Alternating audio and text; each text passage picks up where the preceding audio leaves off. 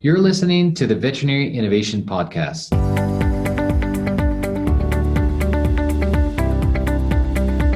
You're listening to a special episode of the Veterinary Innovation Podcast. With the recent developments, we've thrown together a team of innovators from around the world, previous guests. Ivan, please go ahead and introduce today's guests, and let's get us started. Hi, I'm Ivan Zach. So introducing Shawn. You guys know Shawn. He's from Canada, on quarantine right now for 14 days after coming from Florida. We have Julien Renard from Vetstoria. He's currently in the UK. And we have Thom, who's also in the UK, but Julien is about to escape to Belgium. And I'm currently in Ukraine under complete lockdown. Can't leave the country, can't move between the cities.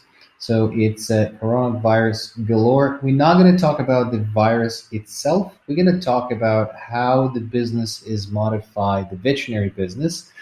Today, are there any things that we can do to continue operating? And as this evolves, how that could change. So guys, I'll open the floor. I broke it down to five maybe topics.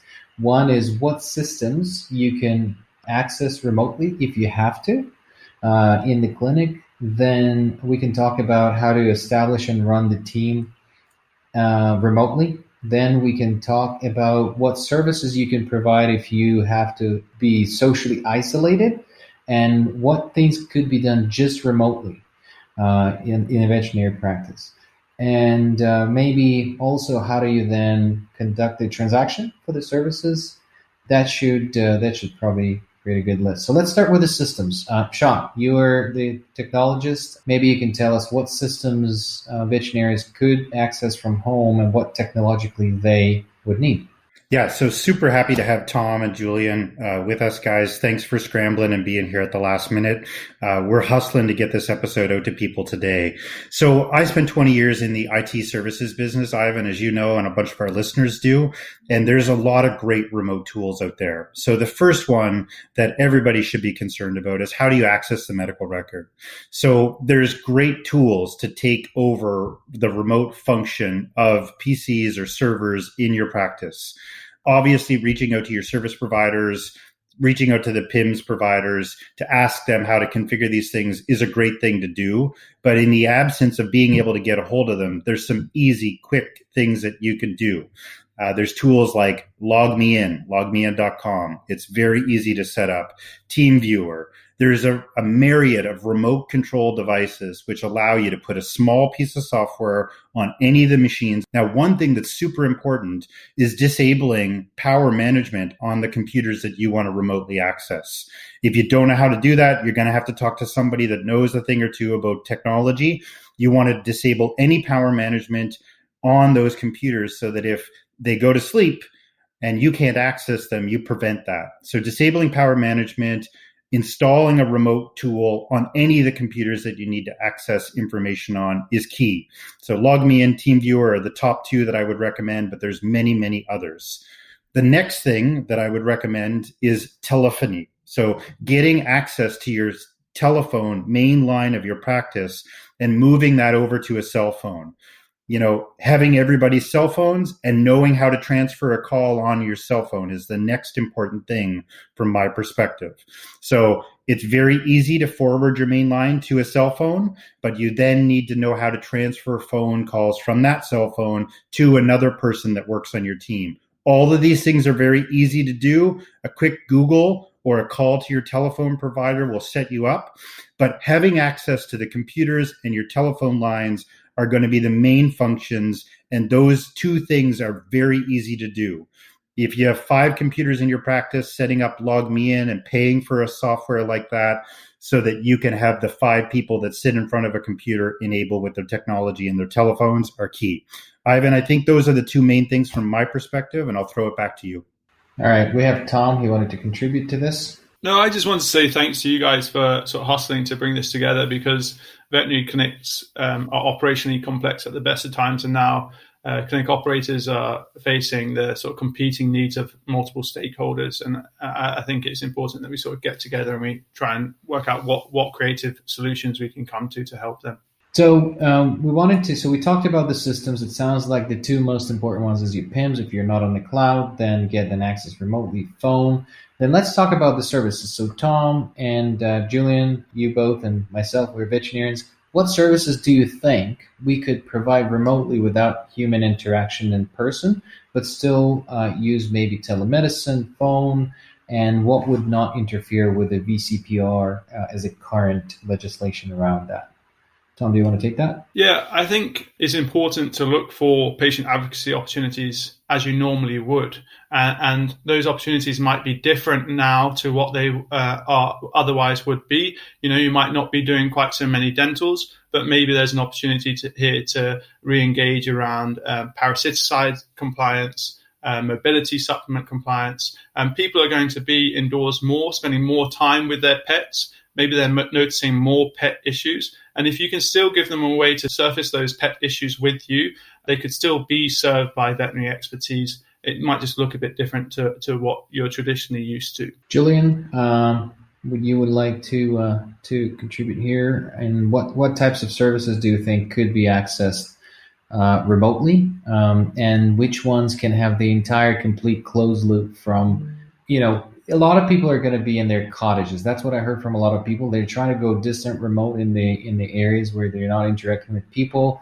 They stack on toilet paper. Not sure if that's the most supply that we need, but the services that people would require. Can you close the loop in that service and just talk through the workflow from like, I have a problem, I need to book an appointment, to like whatever you think it might be? Well, I think it's, first of all, it depends how the practice is operating. What's the status of the practices? You might have some practice that might be completely closed where, the self-isolation is complete. Either self-isolation of the client, some client cannot go at the practice. I mean, we talked about the elderly earlier today. I mean, this is a population range where they are definitely recommended not to access the practice. And then you have the other situation where actually the practice is completely closed because a member of the staff has been diagnosed potentially with the virus. So in that case, I mean, phone consultation, yes, telemedicine is the only solution. On the other side, you have practice that will have to deliver consultation through and keeping the social distancing, I would say, rules in mind. And that these practices will have to modify their workflow. Optimizing the time of their staff, would be critical. And the main way to optimize the time, we all know, is through technology. For example, they will have to make sure that their receptionists are focusing on welcoming clients at the clinic, making sure there is no crossover, keeping the environment as clean as possible. All this will require extra time of the staff. So all the peripheral task of your staff member, you will have tried to take them away from them for them to focus on the client and reducing the time they spend with them. That's useful, Julien. But I think it's important to realize that across the world, people in different stages of the situation, and those people in the earlier stages, what I'd encourage you to do is with your at-risk team members, whether they're sort of older individuals, people with asthma, pregnant people, experiment with at-home and remote consultation, at-home working and telemedicine with those individuals in advance of there being any risk that you have to close the clinic. And then you can get these procedures in place ahead of time. And if worse does come to the worst, you've got a fallback position. And in the meantime, you can do video admission consults, video discharge, remote payments, etc. Yeah, the time is now to set up these facilities to be able to be prepared to be remote. Things like Google Hangouts, Slack, Microsoft Teams, these tools that are meant to allow people to have one-to-one or one-to-many group conversations, enabling your staff to have the use of technology, whether it's their own laptop or a computer from the clinic. It's time to think of these things now because we all know how quick everything is changing. Things are changing by the hour rapidly.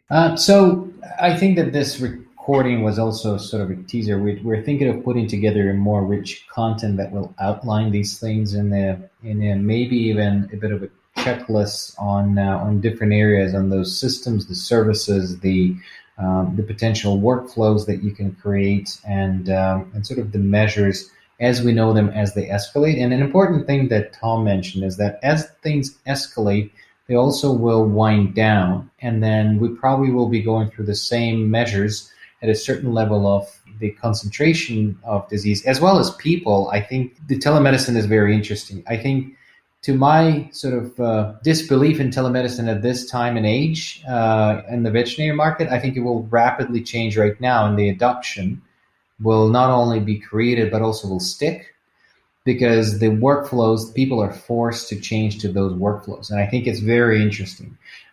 So Thom, you have something else to add? Yeah, we are already seeing that. And obviously we didn't build our product for this crisis. And we really think it makes sense to innovate on the customer experience no matter what's going on. But certainly for us, implementation of telemedicine is something that would ideally, in an ideal world, would be done in a much more structured way. But now we're just having to proceed to implementation. And it is remarkable how quickly people are picking it up, because they understand that this is the way that we're going to be able to continue to be there for our patients, advocating for them while protecting human health. And it's that balance between animal welfare and human health, that whole One Health concept, that really comes into play here strongly, I think. So thanks for that, Thom. I think so. In summary, guys, I want to mention that we are preparing to give a more structured webinar, and the information will flow as such. So we're going to talk more in detail about the systems, how to access systems from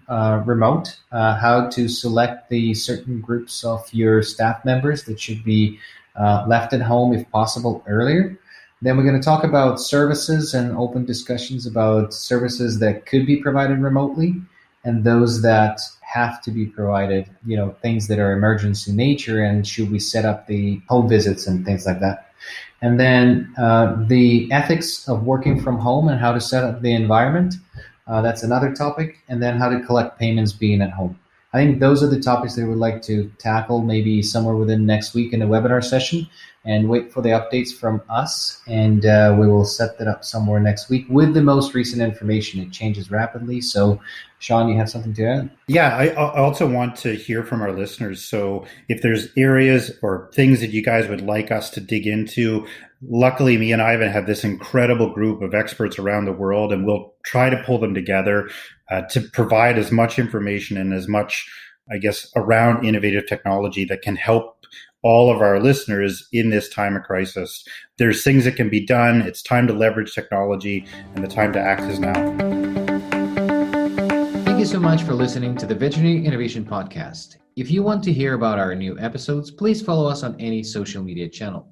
Also, you can check out our website at veterinaryinnovationpodcast.com. See you next week.